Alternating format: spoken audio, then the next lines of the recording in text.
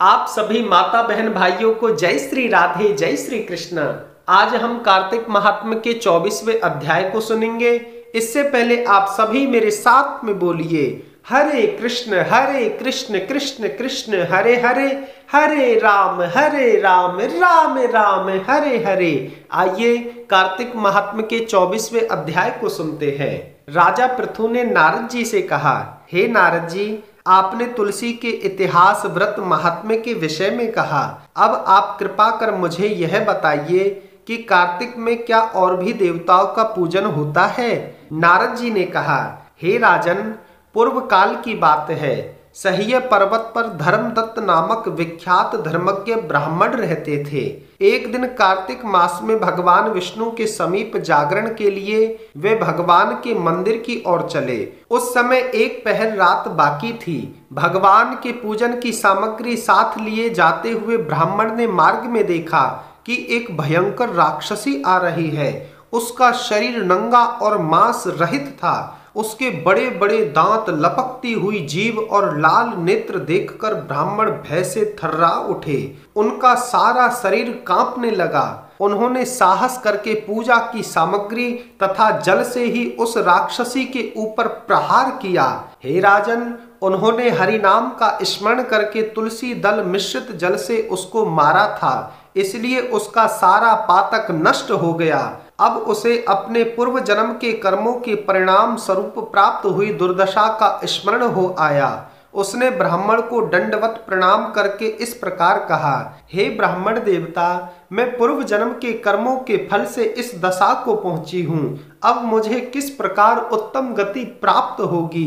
धर्मदत्त ने उसे इस प्रकार प्रणाम करते देखकर आश्चर्यचकित होते हुए पूछा, हे देवी, किस कर्म के फल से तुम इस दशा को पहुंची हो? कहाँ की रहने वाली हो? तुम्हारा नाम क्या है? ये सारी बातें मुझे बताओ। राक्षसी बोली, हे प्रभु, सौराष्ट्र नगर में भिक्षु नामक एक ब्राह्मण रहते थे। मैं उनकी पत्नी थी। मेरा नाम कलहा था और मैं बड़े क्रूर स्वभाव की स्त्री थी। मैंने वचन से कभी भी अपने पति का भला नहीं किया, उन्हें कभी भोजन नहीं परोसा, सदा अपने स्वामी को धोखा देती रही। मुझे कलह विशेष प्रिय था, इसलिए मेरे पति का मन मुझसे सदा दुखी रहता था। अंतोगत्वा उन्होंने दूसरी स्त्री से विवाह करने का निश्चय कर लिया। तब मैंने विष खाकर अपने प्राण त्याग दिए। फिर यमराज के दूत आए और मुझे बांधकर पीटते हुए यमलोक ले गए। वहां यमराज ने मुझे देखकर चित्रगुप्त से कहा, चित्रगुप्त, देखो तो सही, इसने कैसा कर्म किया है। जैसा इसका कर्म है उसके अनुसार ही इसको शुभ और अशुभ फल प्राप्त हो। चित्रगुप्त ने कहा, हे प्रभु, इसका किया हुआ कोई भी शुभ कर्म नहीं है। यह स्वयं भोजन करती थी और अपने स्वामी को उसमें से कुछ भी नहीं देती थी। इसने सदा अपने स्वामी से द्वेष किया है, इसलिए यह चमकादड़ी होकर रहे तथा सदा कलह में ही इसकी प्रवृत्ति रही है। इसलिए यह विष्टा भोजी शूकरी की योनि में रहे। जिस बर्तन में भोजन बनाया जाता है उसी में यह सदा अकेली भोजन खाया करती थी। अतः उसके दोष से यह अपनी ही संतान का भाण करने वाली बिल्ली हो। इसने अपने पति को निमित्त बनाकर आत्मघात किया है, इसलिए यह स्त्री प्रेत के शरीर में भी कुछ काल तक अकेली रहे।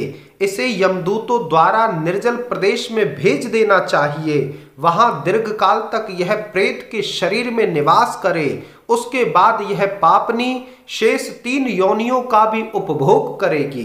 कलहा ने कहा, हे विप्रवर, मैं वही पापनी कलहा हूँ। इस प्रेत शरीर में आए मुझे 500 वर्ष बीत चुके हैं। मैं सदैव भूख प्यास से पीड़ित रहा करती हूँ। एक बनिए के शरीर में प्रवेश करके मैं इस दक्षिण देश में कृष्णा और वेणी के संगम तक आई।